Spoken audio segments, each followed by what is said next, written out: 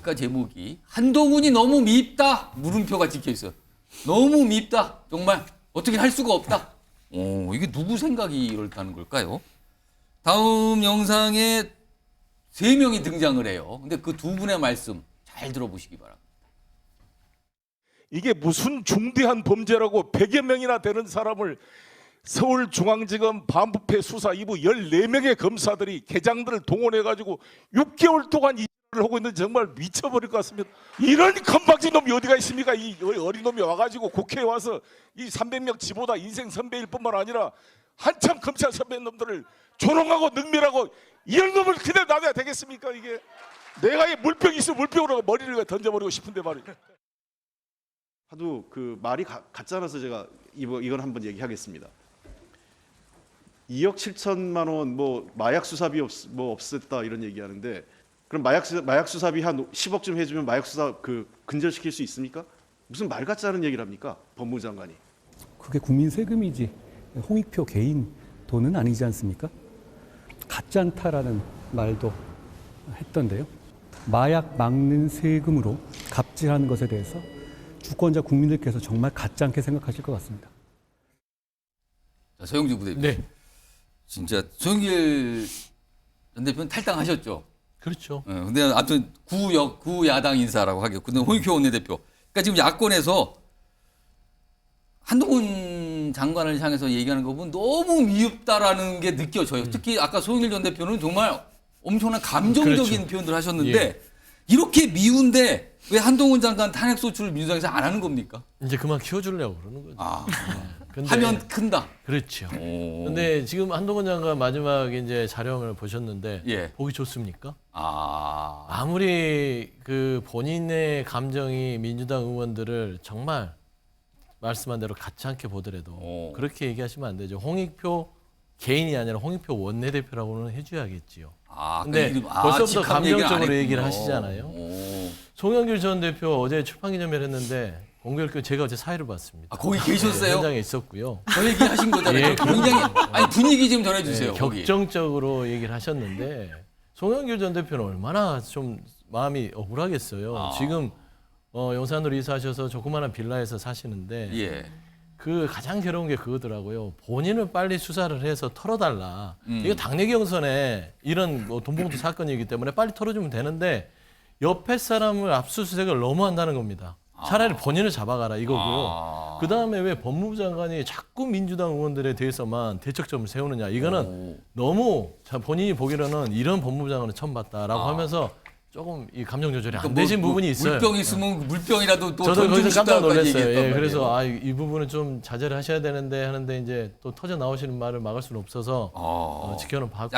약간 놀라셨습니까? 사회 좀 보시면서. 놀라긴 했죠. 왜냐하면 또 이게 조계사에서 했던 행사였고 사찰에서 한 건데 사찰인데 경관 수위가 좀 높았어요. 수위가 높아서 사찰인데. 했지만 저는 또 이해는 되더라고요. 송 전 대표 지금 속이 얼마나 타겠어요. 파리 있다가 지금 데려와서 소환도 안 하고 지금 그 노숙 투쟁이라고 해야 되나요? 예. 21일간 그 거리 투쟁을 하고 계시는데 예. 여기까지 전 야당 대표를 이렇게 만들어 놨잖아요. 그런 부분에 있어서는 듣기에는 좀 거부할 수 있으나 저는 이해가 됐다. 좀 그런 말씀 좀 드립니다. 유희석 전 대변인, 유희석 전 대변인이 아니죠. 유희석 대변인. 제가 하도 전자가 많아서 지금 헷갈렸습니다. 유희석 대변인. 민주당이 아까 말씀하신 솔직하게 얘기하신 것 같죠? 한동훈 장관 탄핵 소추해봐야 키워주기만 한다. 어떻게 보십니까?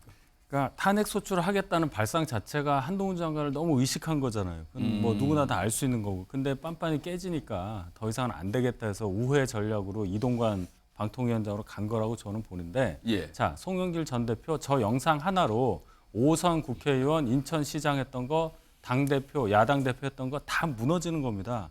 저분은 저러면 진 거예요. 지금 본인 감정 조절을 누구보다 해야 할 정치 지도자가 저 영상 속에서 머리 모양, 표정 저 보십시오. 누가 5선 국회의원하고 광역자치단체장도 하고 당대표도 했던 그런 분이라고 볼 수 있겠어요. 머리 모양은 머리가 약간 흐트러졌다 그 뜻입니까? 제 얘기는 뭐냐면은 감정 조절이 안 되니 흥분을 했다는 뜻이에요. 흥분한 저 상태다. 이전에 아마 어떤 동작들이 있었을 거예요. 머리를 쓸어 넘긴다든지 뭔가 예, 있었을 예. 겁니다. 그 과정을 보면은 감정 조절이 안 된다는 거. 그런 분이 어떻게 큰일을 할 수 있겠어요. 제가 여기까지만 얘기를 하고 예. 홍익표 원내대표가 글쎄요. 원내 사령탑을 맡은 이후로 뭔가 조금 이분도 흥분을 하신다고 봐요. 원래 성정상 저런 단어를 안 쓰시는 분으로 저는 알고 있는데 예. 뭐 가짠타라는 말 그리고 해피령 왜 마약 수사 특활비를 건드립니까? 아무리 한동훈 장관이 밉다 하더라도 다른 걸 건드렸으면 제가 모르겠는데 예. 그럼 10억 주면은 마약 없게 할 수 있겠냐 이게 말입니까? 그런 얘기하면 안 되죠. 논리적으로 한동훈 장관을 정말 어떻게 타박을 하고 싶다면은 한동훈 장관이 안 했던 거 예. 이런 부분이 부족하기 때문에 이런 것까지 얘기해서 장관으로서 국회를 설득해야지 왜 그걸 안 했냐 이렇게 얘기를 해야지. 예.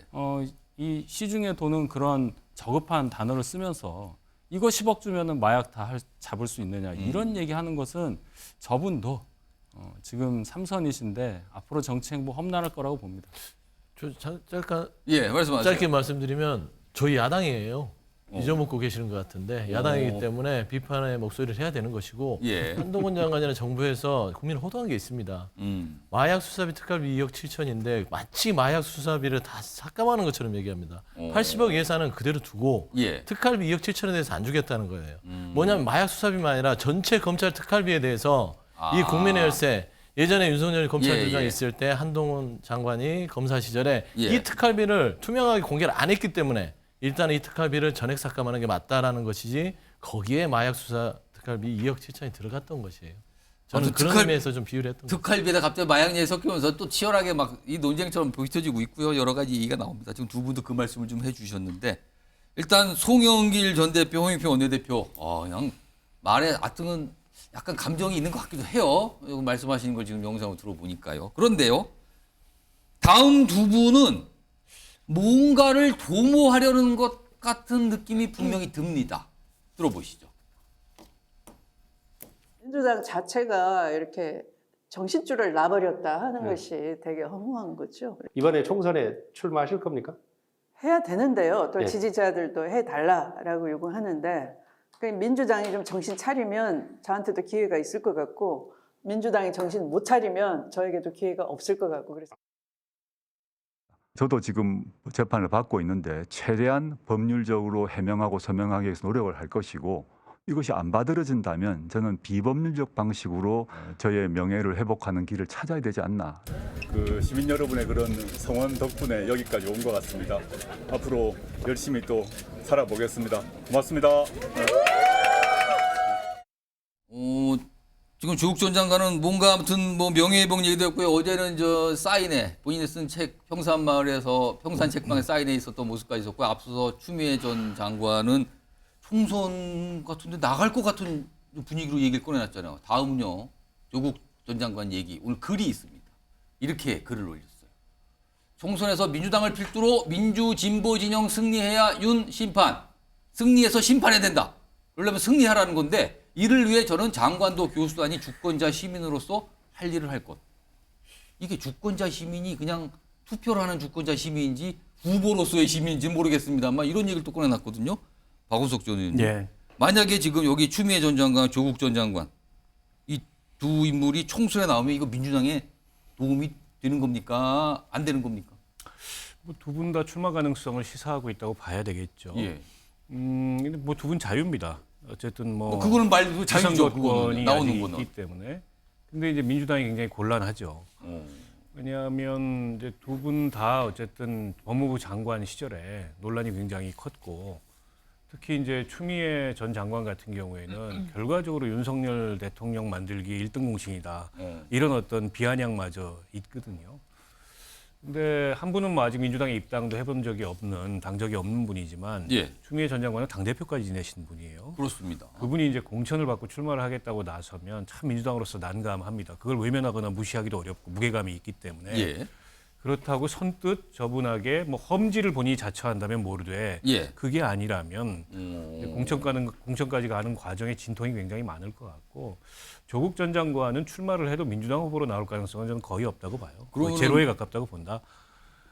그래서 이제 신당설이 나오는 이른바 거죠. 조국발 신당 이 얘기입니까? 그렇죠. 근데 이제 그 신당은 지역구에서 민주당과 경쟁하는 신당은 아니겠죠. 앞서도 얘기했듯이 민주당을 필두로 이게 본인의 전제란 말이에요. 그러면 현재 선거 제도 하에서 연동형 비례제에 민주당은 이제 의석을 많이 가져갈 수 없으니까 그 비례정당. 비례 의석을 이제 민주당을 대신해서 보완할 수 있는 비례정당 이제 그런 얘기들이 많이 정가에 나돌고 예. 있고 저는 조국 전 장관이 뭐 정치하는 건 본인의 자유인데 그 정치하는 동기나 이유가 본인의 비법률적 명예회복인 거는 불행한 일이죠. 선거나 정치가 어떤 특정인의 명예회복이 장이 될 수는 저는 없다고 봅니다. 예. 국리국민을 위해서 하는 건데 다른 명분을 좀 찾으셨으면 좋겠어요. 미전주 전 의원님. 네. 혹시요. 이게 또 한간에 이제 뭐 정치권에 좀 회자가 됐어요. 이른바 조주송. 네. 아까 소영일 전 대표. 네. 조주송 신당 뭐 네. 이런 게 있는 거 아니냐. 뭐 이런 얘기인데 이게 터무니없는 얘기일까요? 아니면 좀 어떻게 좀 지켜봐야 되는 문제로 보십니까? 아까 뭐 박원석 전 의원님 말씀하셨지만 본인 그 세 분은 분명히 출마하고 싶을 거예요. 마음은? 네, 송영길 전 대표 저렇게 해서 포효하는 듯한 저 말씀. 포효요? 네, 하는 저기 분노에 차고 포효하는 듯한 저렇게 발언. 저도 뭐 송영길 대표 여러 번 봤지만 저렇게 막말에 가까운 발언을 하는 거 처음 봤거든요. 추미애 전 장관도 그렇고 조국 전 장관 같은 경우 법대 교수를 하신 분이 세상에 법적으로 심판받은 분이 정치적으로 좀 시민의 심판을 뭐 다시 받겠다. 주권자로서의 주권자로서의 네, 그래서 무슨 정치적으로만 선거에 당선되면 이 모든 명예가 다 회복되는 것이냐. 비법률적 방식의 명예회복. 그렇죠. 뭐 이런 이게 표현이에요. 정말 듣도 보도 못한 이런 논리입니다. 이제 이런 걸 내세우는 거 보면 저 세 분은 어떻게든지 예. 총선에 출마해서 당선이 되든 뭐 비례대표 뭐 정당을 만들어서 그 비례대표로 의석을 받던 예. 저는 명예회복을 노릴 것 같은데요. 근데 민주당이 저는 저분들에게 기회를 줄 만큼 그 정도로 병들어 있을까? 저는 그건 아니라고 기회 봅니다. 주면은 병든 거다는 게 되는 건데 그래서 그러면은. 뭐 민주당이 그 정도까지일까? 그래서 저분들이야 정말 뭐 어떻게든지 해보고 싶겠지만 예. 민주당 내에서 기회를 얻기는 굉장히 어려울 거다라고 전망이 됩니다. 그럼 민주당 밖에서는 모른다 이 말씀입니까? 그럼? 민주당 밖에서는 사실 알 수는 없죠. 근데 그렇게 되면 민주당 밖에서 그런 예. 둥지를 튼다면 가능성은 저는 매우 낮다고 봅니다. 네. 이 말씀 들어봤는데 평가가 안 좋네요. 영 뭐 평가는 그다지입니다 지금요. 자 이런 가운데 민주당 내도 사실은 요즘에 상대적으로 국민의힘에 비해서 좀 주목을 못 봐서 그랬지 뭐 꽤 꿈틀꿈틀하고 불만도 나오고 뭔가 좀 상황이 만만치 않아 보이거든요. 자 이런 가운데 이 얘기 좀 다뤄볼 텐데 오늘 이재명 민주당 대표 오늘 또 법원 출석하는 날이었어요. 그 모습이 좀 있습니다. 확인해 보시죠. 민주당 검사 탄핵안 발의 관련 검찰에서는 대표님 수사 방탄 탄핵이다 이렇게 비판하는데 어떤 입장이신가요? 위증교사 관련해서 좀 밀지는 말고 재판하겠습니다. 네? 위증교사 관련해서 다른 표현에 따로 재판 요청인데 어떤 생각이신가요? 밀지 좀 말고 약간 인상적이고 뒤에 보면 지지자로 보이는 분들인가요? 뭐 엄청나게 뭐 이게 뭐 뭐랄까 이 환호라 그럴까요? 아무튼 여러 가지 막 외치잖아요. 저렇게 저런 모습이 오늘 있었는데 그런데요 반면에 이재명 대표를 그동안 비판했던 분 또는 대척점에 있는 민주당 의원분들은 사실은 강성지지층 이른바 개딸로 불리는 강성지지층들로부터 약간 곤욕을 치는 모습들이 가끔씩 나타나거든요. 다음 화면 좀 보겠습니다. 이게 최근에 있었다 그래요. 이런 모습이. 김종민 의원, 이게 이른바 이제 비명계 뭐 대표 주자격으로 설명이 되잖아요. 김종민 의원 지역구 사무실 앞에 저렇게 막 시위도 하고 저기 몸을 써서 보세요. 내용 좀 보세요. 좋은 얘기가 아니거든요. 다. 저기 뭡니까? 역적이요? 뭐 이런 표현까지 써 있어요, 지금. 그러니까 험악한 표현 쓰면서 가만히 안 두겠다. 저 뒤에 보면은 뭐 수박을 지금 모자처럼 쓴 이 현수막도 있잖아요. 그 안에 보면. 뭐 당도 얘기까지 나오면서. 저런 모습이 있었어요. 그러자 이재명 대표가 좀 뭔가 메시지라고 할까요? 뭘 남깁니다. 다음 화면에 있습니다. 이재명 민주당 대표가 저런 이 강성지층의 모습 사진을 올리면서 이런 과한 행동이 민주당에 무슨 도움이 되겠습니까? 약간 말리는 거죠. 어제입니다. 지금 하지 말라고 하는 겁니다. 근데 서영주 의원님. 근데 이거 자제가 되겠습니까, 저분들? 자제가 안 됐으니까 지금까지 왔겠죠. 근데 자꾸 이게 이런 상황에 대해서 이재명 대표가 종종 좀 자제해달라는 부탁을 했거든요. 부탁을 했었습니다. 예. 근데 말을 안 듣는 거잖아요, 이거는. 그러니까 저는 그렇습니다. 좀 이렇게 과열되게 어떤 우리 민주당을 사랑한다고 해야 되나요? 예. 좀 이거를 좀 표현하기도 그렇습니다. 좀 민망한데요. 너무 사랑해서 저러는 겁니까? 근데 너무 지나친 폭력이 되는 거예요. 그렇지 않습니까? 인간관계도 적당한 거리를 둬야 예. 그래 서로 사랑하는 사이에서도 서로를 존중해주는 그런 시간과 간격이 필요한 거 아니겠어요? 예. 그런데 당원들께서의 어떤 의사 표현을 당에서 막을 이유도 없고 그들의 자유로운 의사 표현은 당연히 존재해야 됩니다. 근데 지금 모습들을 보면 거의 그 비명계 의원들이라 하죠. 거기 저도 그 지역위원회를 가봤어요 한번. 근데 정말 살 수가 없습니다. 네, 그 정도로 너무 지나치게 압박을 하고 소음뿐만 아니라 예. 소리치고 고함치고 어떤 의사 서로 간에 이야기가 안 됩니다. 그냥 단지 무조건 말하자면 욕하고 말하자면 비판하고 그래요. 예. 저는 이런 부분에 있어서는 이거는 뭐 이재명 대표를 지지하는 세력이라기보다는 이재명 대표를 완전히 그 저는 이 당에서 예. 한쪽에 딱 가둬놓고 아무것도 하지 말고 우리말만 들어 하는 그런 당원들인 것 같아요. 근데 이재명 대표가 저기서 메시지를 최근 어제도 냈고 최근도 몇 번 낸 적이 있는데 자꾸 이렇게 메시지를 내면 혹시 또 이분들이 이재명 대표 보고도 뭐라 그러는 거 아닙니까? 저는 그럴 공산도 있다고 봅니다. 왜냐하면 이분들은 좀 어떤 신념이 과하게 예. 오버가 되셔가지고요. 예. 본인들이 말하는 걸 들어주지 않으면 내가 너를 그렇게 사랑했는데 나한테 이럴 수 있어. 이렇게 할 수 있는 그런 성향도 내포하고 있다. 저도 지금 말하면서 조심스럽습니다.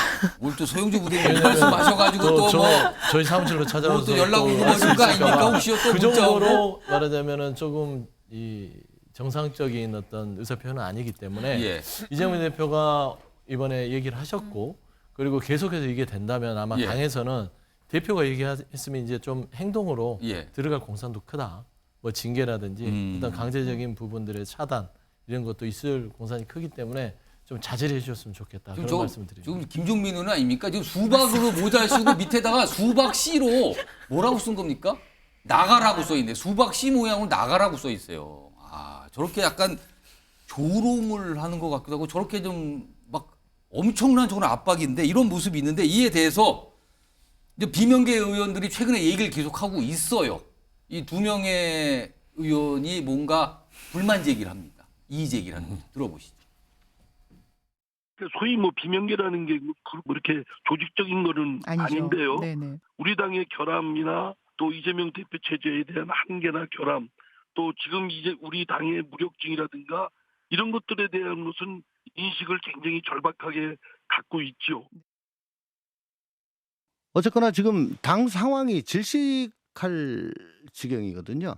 당 조직 전체가 친명일색으로 일단 됐고요. 저는 민물고기인데 저는 담수에 들어왔는데 지금 소금물이 돼가지고 숨을 쉴 수가 없어. 민물고기가 소금물에 들어갔으니까 숨을 못 쉰다. 그래서 질식할 것 같다. 이렇게 상황을 비유를 했는데 일단 뭔가 이의 제기, 불만 제기를 하셨잖아요.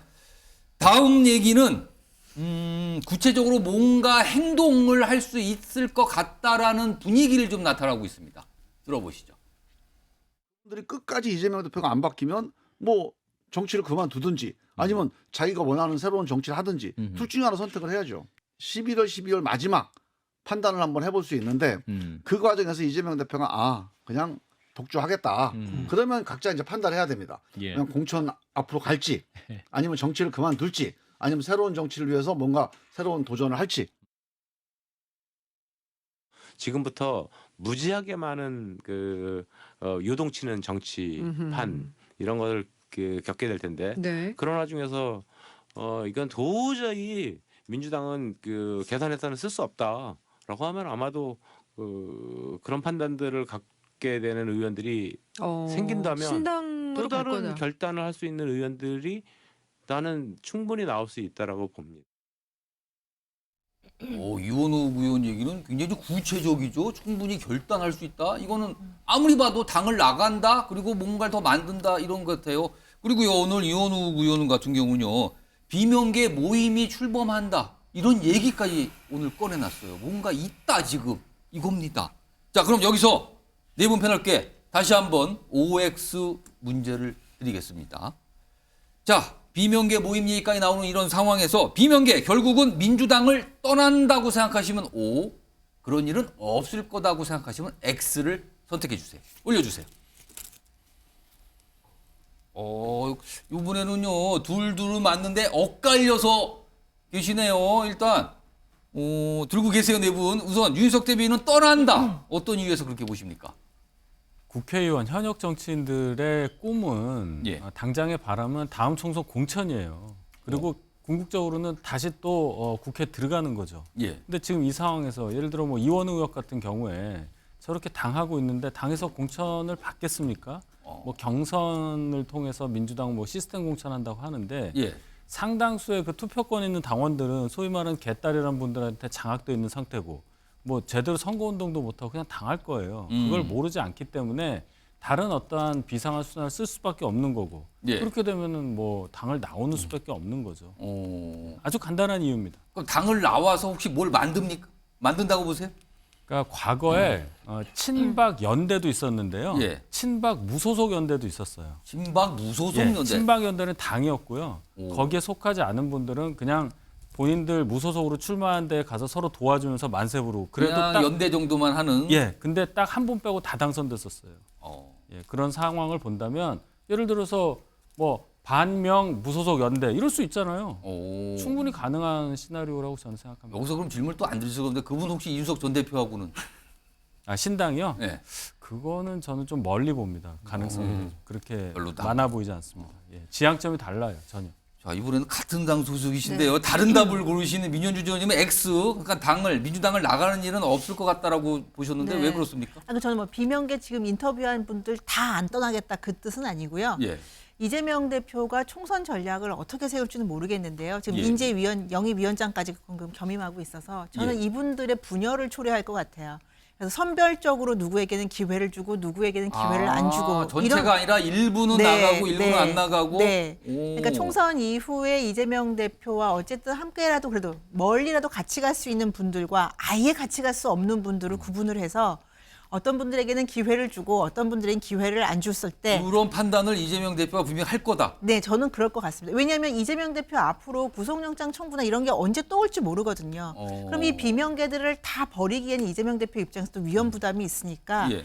이거 선별적으로 구분을 한다 그랬을 때 지금 비명계 의원들도 뭉치기보다는 본인들이 앞으로 총선에서 본선에 가는 그 기회에 따라서 달라질 것이기 때문에 분열해서 비명계가 모두 다 함께 나간다. 그런 전망하기까지는 좀 어렵지 않을까라는 생각이 듭니다. 그럼 혹시 지금 민현주 의원님 머릿속에 이분은 나갈 것 같고 이분은 뭔가 좀 남을 것 같고 이거 떠오릅니까 지금? 남을 것 같은 분은 제가 뭐 민주당 내부 사정 잘 모르니까 말할 수 없는데 떠나실 것 같은 분은 이상민 의원님 정도.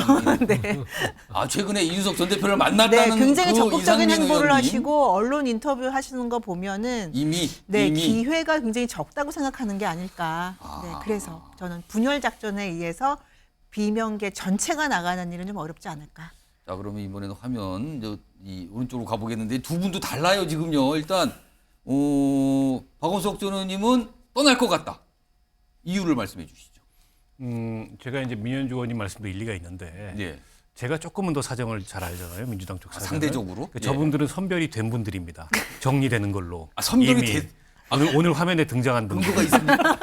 아니 저분들이 사실상 체포동의안에 찬성을 했다고 거의 커밍아웃을 한 분들이고 때문에 지금 이제 뭐 이른바 개딸들이 돌아가면서 그분들의 지역구 사무실, 의원회관 사무실 돌면서 일종의 축출운동을 하고 있는 거예요. 그래서 지금 그러니까 본인들의 운명을 다 직감하고 계세요. 최근에 막 그런 게 김종민 의원도 있고 이원우 의원도 있고 뭐 이렇죠 지금. 그러니까 조홍천, 이상민 의원까지는 그냥 확정이라고 보시면 되고요. 이미 선별됐다. 남은 건 추가 선별 대상이 어디까지냐. 그럼 지금 아까 영상에 등장하신 네 분은 선별 끝났다는 겁니까? 본인들도 알고 계시고요. 추가 선별 대상이 어디까지냐.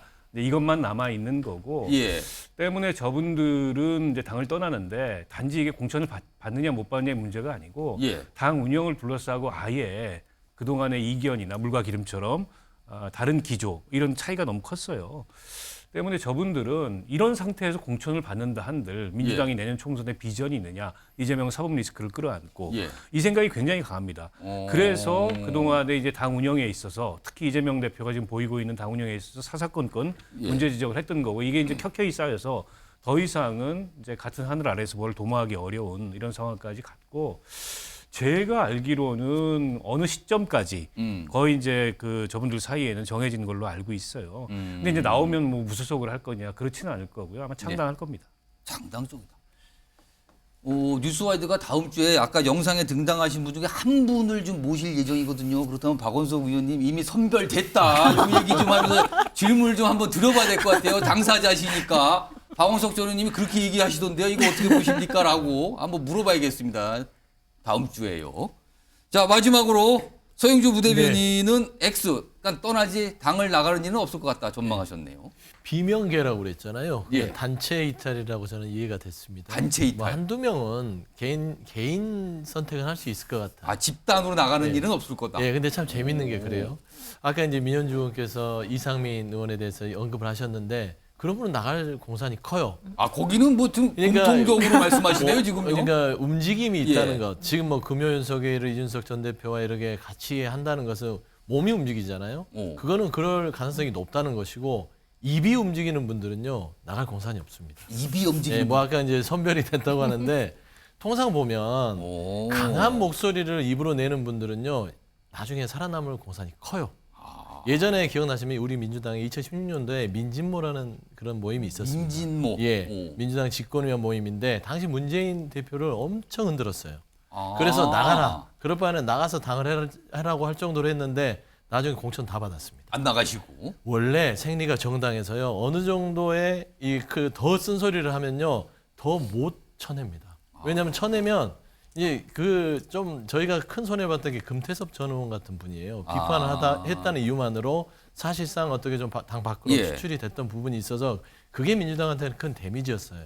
그런 것들을 가지고 왔기 때문에 저는 지금 입으로 대단히 세게 비판하는 분들을 나중에 가서는 공천을 할 수밖에 없다. 저는 그런 의미에서 비명계가 살아남을 것이다. 라고 좀 설명을 드리겠습니다. 아까 하신 표현 중에 뭐 입으로 하고 행동을 뭐라고 표현하셨죠? 행동으로 이제 몸이 움직이는 분들은요. 입이 나갈 움직이는 공산이 분하고 크고 몸이 움직이는 분이 그렇죠. 있다. 다릅니다. 근데 입이 움직이는 분들은 남아 계실 거다. 이런 전망이네. 아니, 몸에서 제일 중요한 기관이 입이에요. 이건 또 다른 이입니다. 몸에서 입이 얘기하면 이게 제일 중요한 건데 알겠습니다. 내려주시기 바랍니다. 민주당 정치권 주제 뭐 입이 움직이냐 몸이 움직이냐 이런 얘기까지 비유까지 오늘 비유가 참 많이 나오네요. 알겠습니다. 근데 공통점은 이상민 의원은 두 분이 지금 공통되게 말씀을 전망을 해 주셨어요. 지금 이상민 의원만큼은 알겠습니다. 뭐 지켜봐야 됩니다.